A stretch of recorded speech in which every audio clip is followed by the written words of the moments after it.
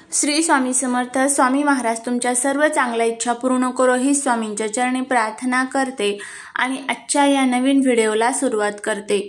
आत्ताच्या सध्याच्या धावपळीच्या जीवनामध्ये प्रत्येक आईला वाटतं की माझा मुलगा किंवा माझी मुलगी कोणत्याही क्षेत्रात मागे राहता कामा नये, त्यांची प्रत्येक क्षेत्रात प्रगती व्हावी। अभ्यास असेल, व्यापार असेल, नोकरी असेल, शेती असेल, त्यामध्ये त्यांना खूप यश मिळावं असं प्रत्येकाला वाटत असतं।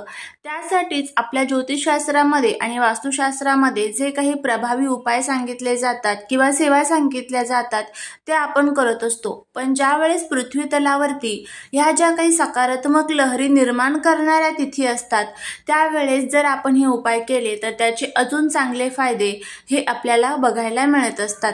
तर आता सध्या जुलै महिन्यामध्ये रविवारी 6 जुलै या दिवशी आलेली आहे आषाढी एकादशी आणि त्यानंतर 10 जुलै गुरुवार या दिवशी आलेली आहे गुरुपौर्णिमा। तर हे जे 2 दिवस आहेत तर ते खूप प्रभावी आहे।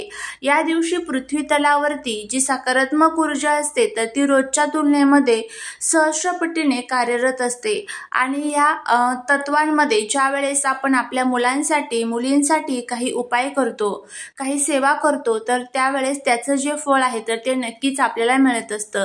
तर असाच हा एक प्रभावी उपाय आपल्याला या आषाढी एकादशीच्या दिवशी करायचा आहे। आता हा उपाय कशा पद्धतीने करायचा आहे का, त्याचबरोबर उपाय आपल्याला कोणासाठी करायचा आहे, कोणत्या वेळेमध्ये करायचा आहे, त्याबद्दलची संपूर्ण माहिती आज या व्हिडिओमध्ये मी तुमच्या बरोबर शेअर करणार आहे। त्यामुळे व्हिडिओ हा स्किप न करता शेवटपर्यंत पाहत रहा। चॅनलवरती नवीन असाल तर सबस्क्राइब करा आणि असेच माहितीपूर्ण नवनवीन व्हिडिओ बघण्यासाठी बेल आयकॉनलाही प्रेस करा, म्हणजे माझ्या सर्व नवीन व्हिडिओंचं नोटिफिकेशन तुम्हाला मिळेल आणि तुम्ही एक पण व्हिडिओ मिस करणार नाही।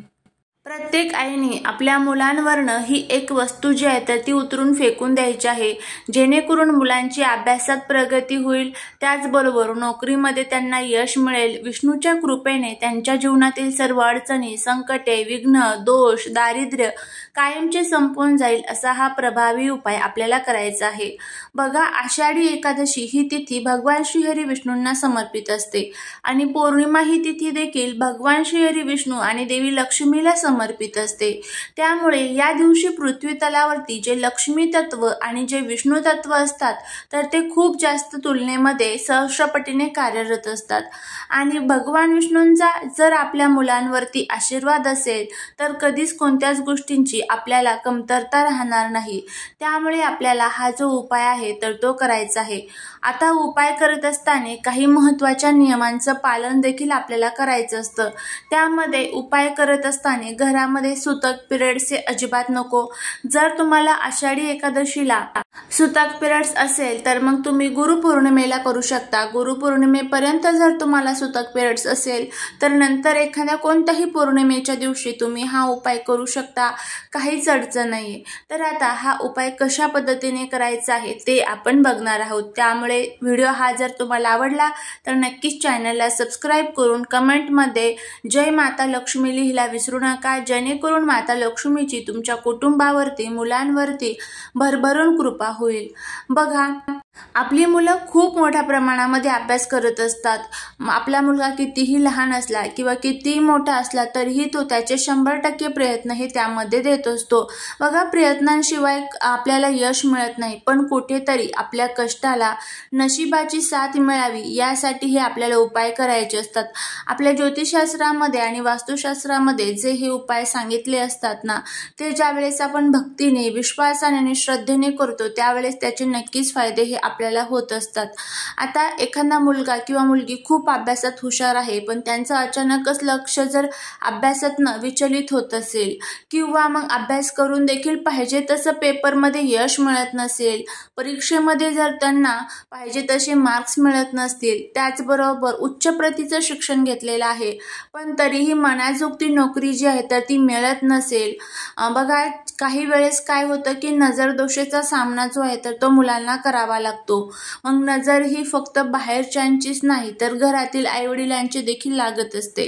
त्यामुळे ज्या वेळेस मुलांना नजर लागते त्यावेळेस मुलांमध्ये हट्टीपणा, चिडचिडपणा, तापटपणा हा खूप मोठ्या प्रमाणामध्ये आपल्याला आढळून येत असतो। मुलं हे आईवडिलांचं ऐकत नाही, मोठ्यांचं ऐकत नाही. अशा ज्या अनेक आपल्यासमोर समस्या आहेत तर त्या निर्माण होत असतात.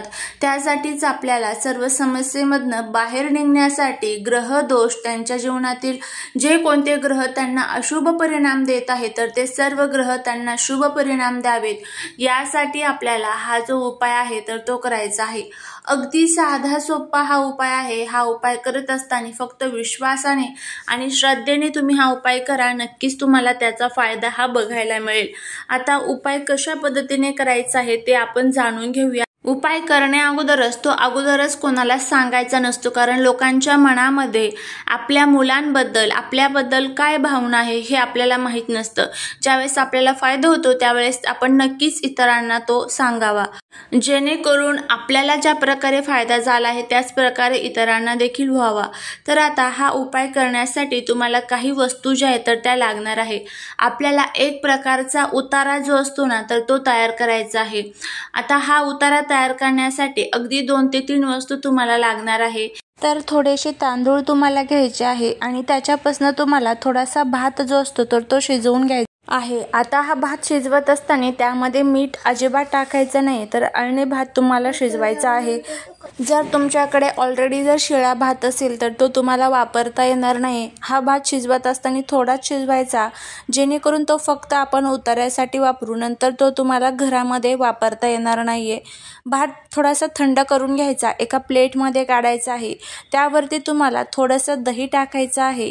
आपल्या घरामध्ये जे अगरबत्तीची रक्षा असते तर ती टाकायची आहे. थोडंसं हळदी कुंकू टाकायचं आहे आणि 1 लिंबू तुम्हाला त्यावरती ठेवायचा आहे. तर फक्त हाच जो उतारा आहे तर तो तुम्हाला तयार करायचा आहे.